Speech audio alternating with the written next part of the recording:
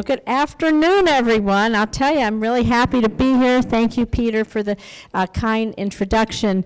You know, the Latin Chamber, you've had incredible vision, leadership, commitment, supporting Nevada businesses, our local communities, inspiring people to get involved, and training the next gen so they could go out in the community and continue to work for us. So I thank you for that, everybody who put this together. And I always say this wherever I am, as a former member of the Culinary Union who worked my way through college at some of these Las Vegas hotels, I thank the staff that is so great to put that food on the table for us today.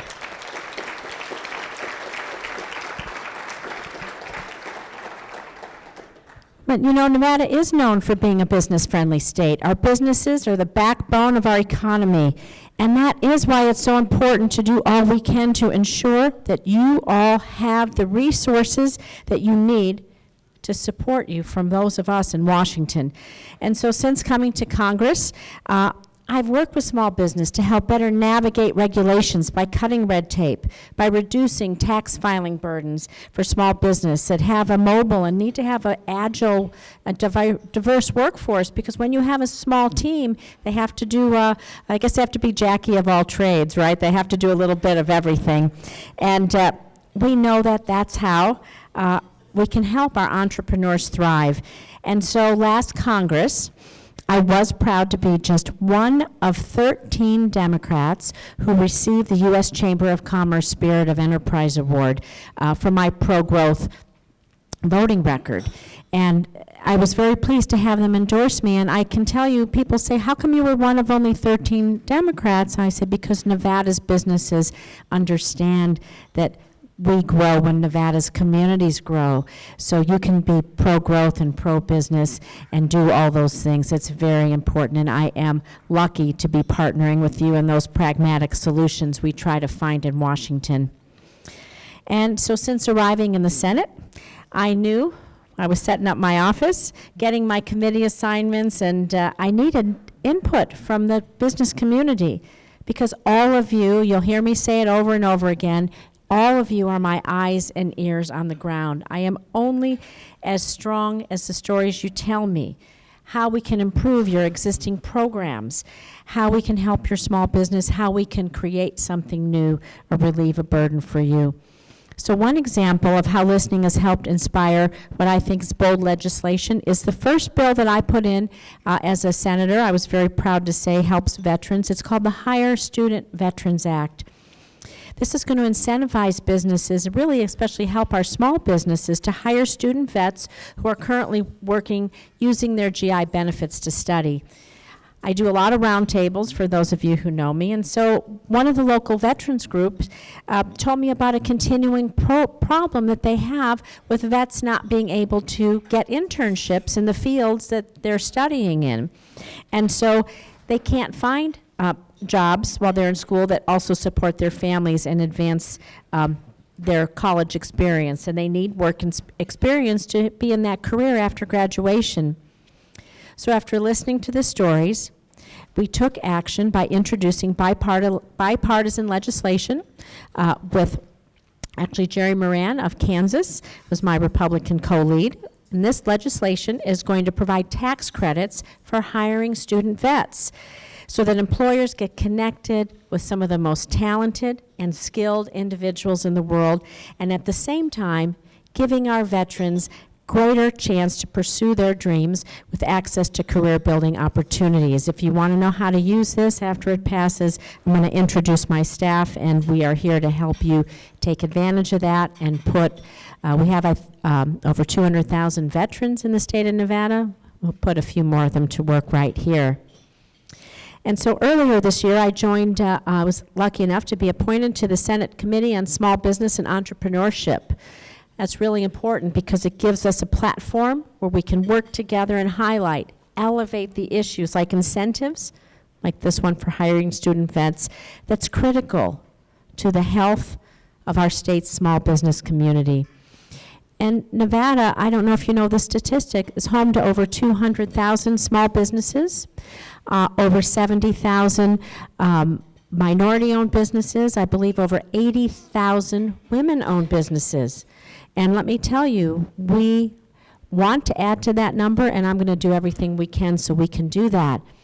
And one of the most promising areas for us to do that in is in tech.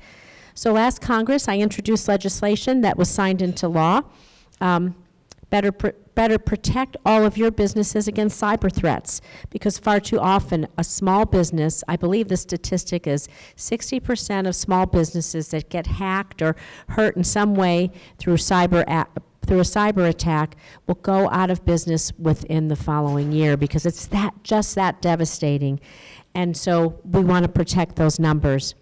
And this year, I am taking the next step in the Senate, and we just introduced our Cyber Ready Workforce Act. And what this is going to do, it is going to help in our career and technical education, help with our community colleges, certificate degrees, associate degrees, all across this country to invest in those kinds of support jobs for our growing tech industry, jobs that we may not even know exist yet. We need everything from analysts to former computer programmers like me, and a million jobs in between. So this is going to promote that. It's going to improve apprenticeships in cybersecurity, and we're going to really hope to enrich and engage in that platform. It's going to be terrific for Nevada. And part of that, too, is we have to look at our underserved communities, our underserved populations, and, of course, we have to make sure that our girls get involved in tech, and they have opportunities available to them in science, engineering, technology, and math. And like I said, I'm a former computer programmer, and so I faced adversity in what was long considered a male-dominated field. Still, not enough women doing things in all of those areas. And so I've been working to break down those barriers, to show that there's role models, all kinds of role models for girls out there. And I am proud to say that this week, my bipartisan Building Blocks of STEM Act passed out of my Commerce Committee unanimously. It should be coming to the floor, and I'm hoping that that will be signed into law, and that will help young girls, underrepresented minorities, have opportunities in STEM. It will help teach our teachers K through 12 through scholarships and training how to excite our kids through robotics and different kinds of lessons from preschool all the way up, to let people know that these are good careers, exciting, challenging, and fun. And we're going to close some of those gender gaps and opportunity gaps in STEM, if I have my say.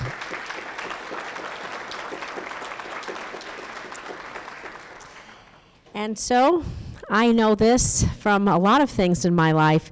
We make progress when we turn our challenges into opportunities. And so we're sitting here talking about transportation and energy. And you know, Nevada is leading the way in clean energy. We need to continue to work in the clean energy space to move not just our state, but this entire country forward. And so, I always tell people this, you're going to get a lot of arguments from the other senators, but I think from Lake Tahoe to Lake Mead, we have the most beautiful state in the lower 48, and it is worth fighting for.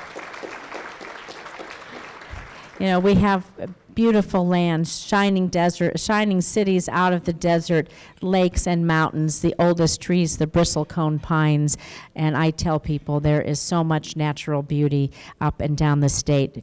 Come see what I'm talking about. And so part of the reason people love to live here and do business here is because of that natural beauty, because of our blue skies and our mountains from north to south, and we need to be sure that they remain protected for years to come. And how do we do that? We do it by investing in clean, renewable energy sources like solar, where we're already setting the standard in the country with the most, I don't know if you know this, the most solar jobs per capita in the United States here in Nevada. I congratulate you on being part of that story. And I want to tell you that Latino communities across our country, they are absolutely disproportionately affected by climate change and pollution. It affects their homes, it affects their jobs, it affects their health. And that's why last year in the House, I led the charge against harmful solar tariffs that were threatening to hurt our economy and roll back the progress that we've made here in Southern Nevada, other places around the country.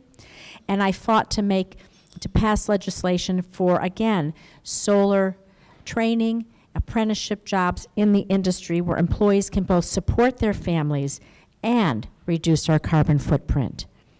Because one thing I know for sure is that we have to work together to prevent this damage from harming our families. And when we harm our families, we harm our business. When we harm our business, we harm our communities. And so, investing in clean energy so the benefits can be felt in all communities up and down the state is so important for each and every one of us. One way we can guarantee that your businesses, our businesses, are on the forefront in tech, like we talked about before, in the 21st century, are making sure you all get the access to the technical assistance and tools that you need. So you called out Erica. I'm going to call out Erica and Nelson. I think Alex is back there. I think Dane might be here somewhere as well. I'm going to have him stand up.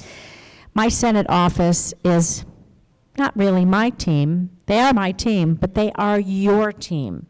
They are here on the ground with you each and every day. I know you see them all everywhere you go. They are committed to helping in each and every way, whatever your needs are. And they are really taking an active role in connecting our small business community with the Small Business Administration. So Erica is our go-to person on some of the things here, and so you can call her. Dane Hudson is on my team. He's going to work on connecting our community with grants and special projects. And so as we try to find things, I was just at a hearing talking about the small business innovation research and the small business technology transfer and research. They do a road show. We're trying to get them back here to Nevada. We received over $15 million in grants from them in the last few years. We want to up that. So the more we can bring here, the better off we are.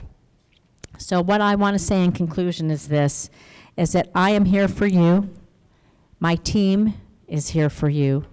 We're going to stay connected and engaged and in a conversation, because just like those veterans bills came out of round tables, just like a lot of things we do, they come out of conversations from people working in their field, working in that industry. Those are the stories we take to do good legislation, to bring back home, to build success for our Nevada families. Thank you for everything you do, and I really appreciate it.